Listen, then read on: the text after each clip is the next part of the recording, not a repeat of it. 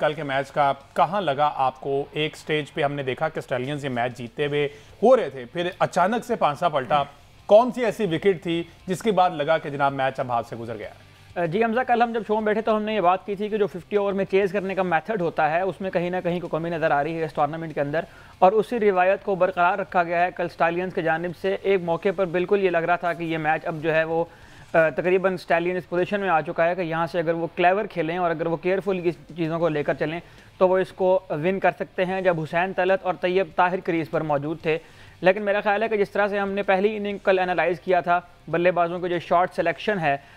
उसके नतीजे के अंदर कल तैयब ताहिर ने अपनी विकेट दी और उसके बाद जो है वो मैच का मोमेंटम पूरा शिफ्ट हुआ और एक ऐसा मैच जिसको स्टालियंस की टीम को जीत जाना चाहिए था, जिसको वो चेज़ करने की पोजीशन में आ गए थे जब 64 रन का एक अच्छा आगाज़ फराहम किया स्पिनर्स ने, तो उसके बाद जो है वो उस मैच को आके मेरा ख्याल है फिनिश करना चाहिए था। यहाँ पर एक बहुत ही काबिल गौर बात यह है कि कप्तान मोहम्मद हारिस जो कल नंबर 7 पर बैटिंग करने के लिए आए हैं और जो आम तौर पर टॉप ऑर्डर में बैटिंग करना पसंद करते हैं, आपको याद होगा PSL में उन्होंने इस बात का शिकवा भी किया था कि मैं ओपनिंग बैट्समैन हूँ लेकिन मुझे नीचे भेज दिया जाता है। तो कल तो वो कप्तान होते हुए नंबर 7 पर है, जो बिल्कुल समझ में ना आने वाली बात है। और उस वक्त जब आपकी एक विकेट गिर चुकी है तो आपको यकीनन खुद स्टेप अप करके आना चाहिए था और जिम्मेदारी का मुजाहरा करना चाहिए था। तो ये एक बहुत बड़ा क्वेश्चन मार्क है मोहम्मद हारिस की कैप्टनसी के ऊपर भी और जो सिचुएशन को रीड करने की सलाहियत है उसके ऊपर भी। जब हालांकि वो जब टॉस के ऊपर आए थे तो उन्होंने खुद इस कॉन्फिडेंस का इजहार किया था कि हमें ये लगता है कि ये विकेट दूसरी इनिंग में बैटिंग के लिए मजीद बेहतर हो जाएगा। तो उन कंडीशंस के अंदर जहां पर आपके ख्याल में कंडीशंस फेवरेबल हैं चेस के लिए,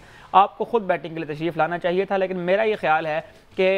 मोहम्मद हारिस की ये जो पोजीशन है एज स्टैलियंस टीम कैप्टन भी और शाहीन के साथ भी इनको अक्सर कैप्टन भेज दिया जाता है, तो मुझे अभी तक ये समझ नहीं आई कि कौन सी ऐसी परफॉर्मेंस है इनकी रिसेंट पास में। आखिरी 10 अगर हम इनकी इनिंग निकाल कर देखें लिस्ट ए क्रिकेट में 50 ओवर फॉर्मेट में, तो मेरा ख्याल है कि उसमें सिर्फ एक 50 है जो उन्होंने इस टूर्नामेंट के पहले मैच में किया है। उसके अलावा डार्विन में भी ये टीम के साथ गए, शाहीन के साथ भी ये वहाँ पर गए,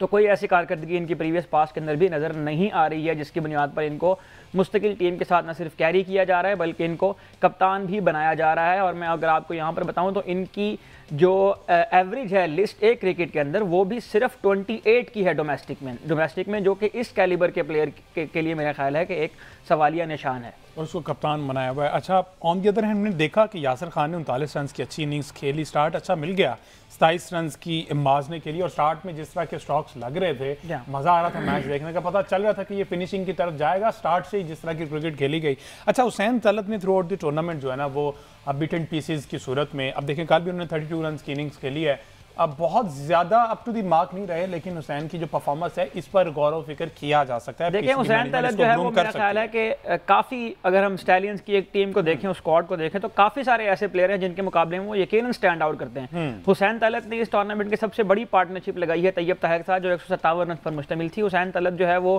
परफॉर्म करते रहे हैं इस टूर्नामेंट के अंदर भी और उससे पहले डोमेस्टिक के अंदर भी, लेकिन प्रॉब्लम यह है कि जब बड़ा मैच आता है तो उस बड़े मैच के प्रेशर को ये बाज़ औक़ात जो है वो प्लेयर फेस नहीं कर पाता है। और कल जो बॉल मेरा ख्याल है कि उनको लगा वो थोड़ा सा ऊपर रहा है, उसका नेचुरल बाउंस नहीं हुआ, जिसकी वजह से बॉल जो है वो उनके पैड के ऊपर आकर लग गया।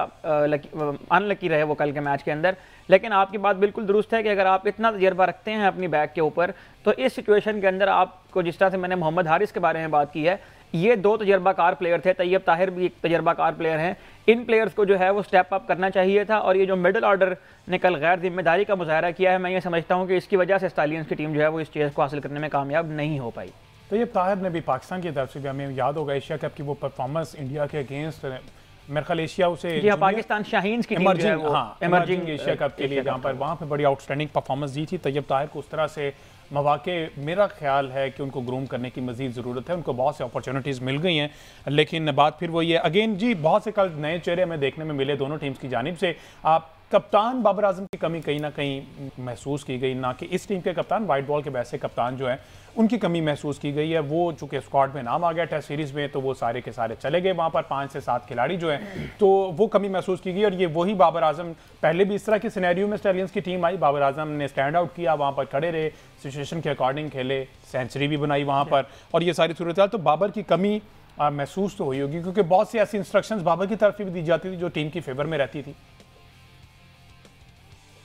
अच्छा, जहांदाद खान की अहमद बात अगर की जाए, सिर्फ जहांदाद की जिस तरह की एंड पर आके परफॉर्मेंस दी है जहांदाद खान ने,